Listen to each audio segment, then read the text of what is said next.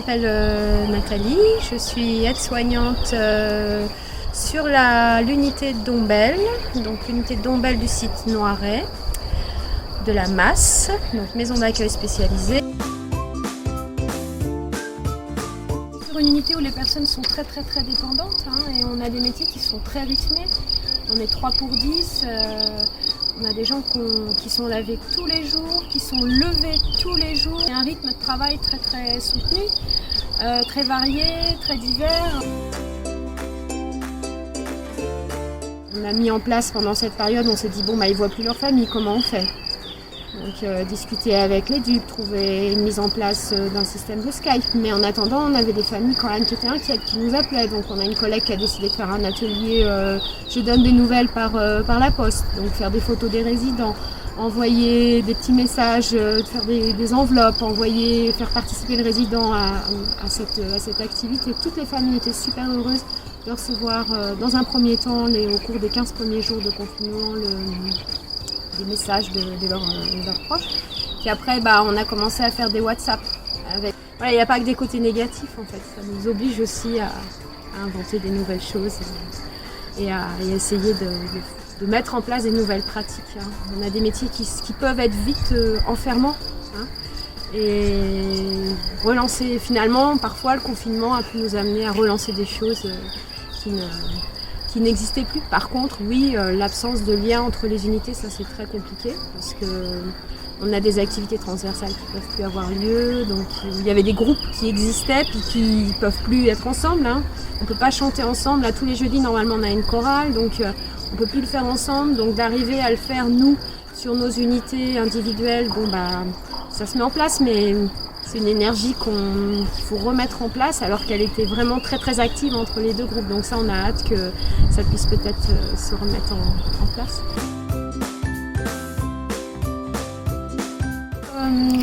C'était vraiment une super expérience de partage dans un objectif, je dirais, unique, qui est de favoriser le bien-être et la qualité de vie de la personne accompagnée et accueillie. Mais avec des visions et des regards différents. Elle avait un regard plus éduque, on pourrait dire, et nous, un regard plus soins, hygiène, soins de santé aussi. Découvrait ce que nous, on avait comme activité, et nous, on prenait aussi, en tout cas dans ce qu'elle pouvait nous apporter comme expérience. Au sein de l'IME, on a aussi des résidents. Nous, on a des résidents adultes autistes, mais qui sont âgés, qui n'ont pas été détectés autistes quand ils étaient jeunes. On a des gens de 70 ans, là, donc qui n'ont pas connu tout ce parcours autiste, et notamment d'accompagnement avec les méthodes ABA, avec toutes ces méthodes qui aujourd'hui sont dans nos institutions.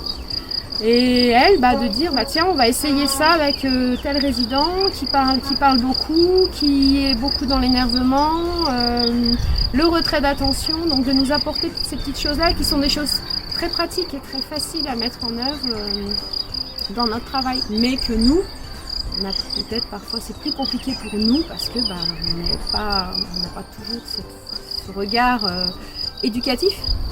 Nous, on est dans de l'accompagnement de fin de vie ici, donc on est dans du confort, dans du bien-être, et on est beaucoup moins dans de l'éducatif, mais l'éducatif peut aussi apporter du confort et du bien-être s'il est pratiqué d'une façon allégée. Je pense que ce qui a été très difficile dans un premier temps, c'est de s'adapter, elle le dit elle-même, d'arriver à acquérir les compétences entre guillemets techniques, de surveillance des nursing, de soins. On utilise beaucoup de matériel. Nous, on a des rails au plafond. Ça, c'est des choses qu'elle ne connaissait pas. On a des chaises douches, on a des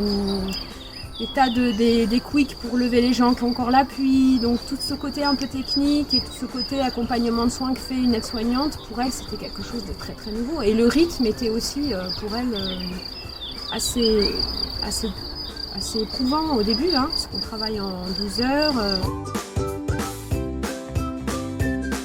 C'est sûr que c'était vraiment... Ça donne envie, en fait, de continuer à échanger, à se proposer des choses mutuellement, des choses simples, parce que Pour nous, c'est pas toujours simple quand on est aide-soignant ou d'arriver à intégrer le côté soin de l'âme, hein, qui est l'activité. C'est des choses qui sont pas toujours faciles, évidentes pour tout le monde. Donc c'est aussi un moyen, en étant en relation avec ces collègues-là qui, eux, sont essentiellement dans ce type de soins, de prendre chez eux des choses. Et voilà, donc pour nous, c'était vraiment...